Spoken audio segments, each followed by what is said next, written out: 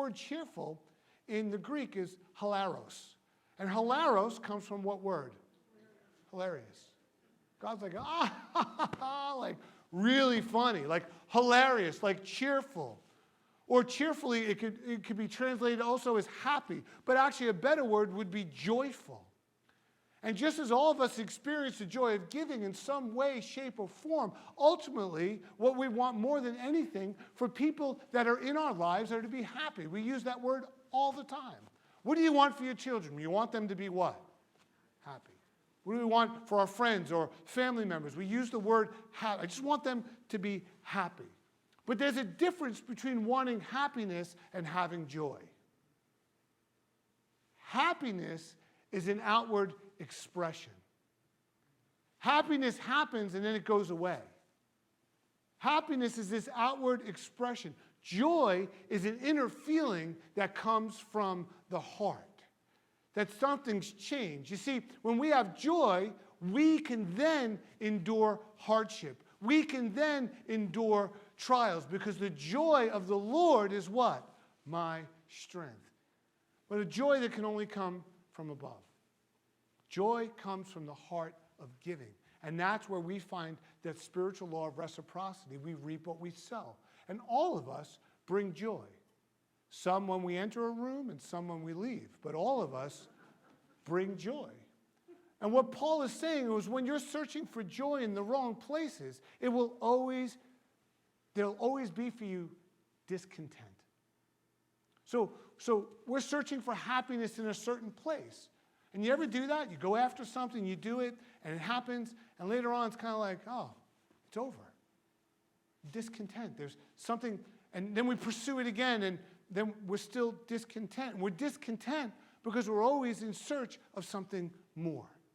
Just if I could just be happy, I'm going to search a little more for this next thing. That'll make me happy. But happiness is momentary. Joy is a lifetime. So we search after, well, maybe if I just have more money, then I would be happy. Or maybe if I just have more house, I would be happy. Or more car, I would be happy. Or more vacations, I would be happy. But the theme is more and more and more and more. And the more we look, the more discontent we'll be. That contentment can't be there because we're still in that search of that temporary happiness versus the fulfillment of joy. And those who are always searching for more don't give. What happens is they're taking of what can I get in this moment? What can I get out of this experience? What can I get out of this time? And it's going to continue to just dissipate. It's going to continue to fade away because it's not fulfilling what needs to be fulfilled. We remain discontent. And when we're discontent, what happens is we're disconnected. See, if you're discontent in the faith, that means you're disconnected from a relationship with the Lord. Doesn't mean I'm not frustrated or I'm not having a difficult day or I'm not going through. But again, joy will get me through a trial. Joy will get me to the other side of where I need to be. Happiness won't. And if I'm wrestling with that discontent, it's because I'm trying to fill a void or a place in my life with something more, something other than the Lord.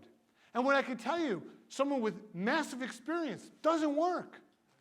It's just not going to ever work. It's never going to get to the other side of really what I'm looking for, that fulfillment. And when we encounter the love of God, when we put our faith in God and we trust God, we can't help but give back to God.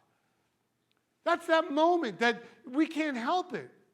We can't help but give back. When I recognize that I'm saved by His grace, that I don't deserve salvation for what He's done for me, for it was the joy of the Lord to go to the cross and suffer and do that so that I can have an eternal relationship with Him, how do I not respond to that?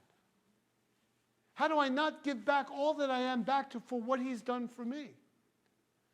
And when Paul says, God loves a cheerful giver, it's because they've experienced that joy. The joy of giving brings contentment.